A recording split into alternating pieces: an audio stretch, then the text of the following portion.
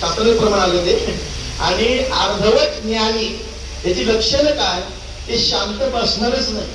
अर्धवट पाण्याचा हांडा डोक्यावर घ्यायचा, काय होईल ते चालून देईल काय? कुणाचं सांगतोय मी?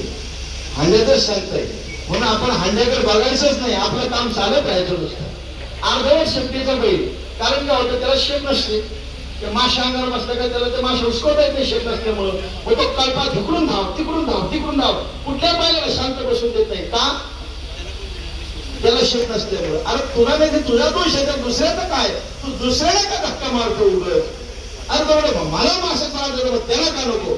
अरे तुला त्रास आहे, तुझ्या कर्माची फरक, त्यांचा त्रास त्यांना चांगलं मिळतं, त्यांना शेप आहे म्हणून मी बैलाचं सांगतो, तुम्ही काय डॉक्टर आणू नका जास्त, काय तसं काय विचारायची बात करू नका.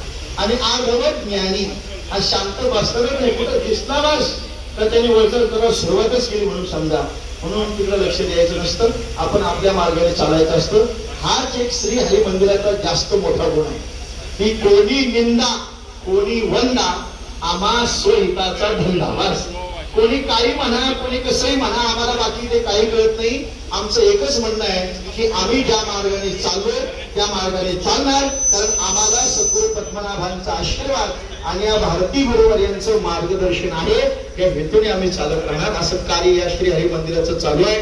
असंच कार्य उत्तरोत्तर वाढत राहावं अशी सद्गुरू पद्मनाभांकडे प्रार्थना करतो. या मंदिराचे अध्यक्ष आमचे श्री अनिल महाराज पाटील असतील, सहकार्य करणारे माझे अध्यक्ष आमचे रामकृष्ण महाराज पाटील असतील, त्यांना सहकार्य करणारे त्यांच्या सौभाग्यवती आणि सगळ्याच महिला मंडळ इतक्या तुम्ही तन्मयतेने श्री हरीवरती प्रेम करता, त्या श्री हरीची सेवा करता. त्यामुळे श्री हरी सुद्धा आपल्याला भरभरून द्यायला काही कमी करत नाही. अशी श्री हरीची कृपा आपल्या सर्वांवरती राहो अशी प्रार्थना करतो. या ठिकाणी गायन साथी करता या ठिकाणी आमचे छगन महाराज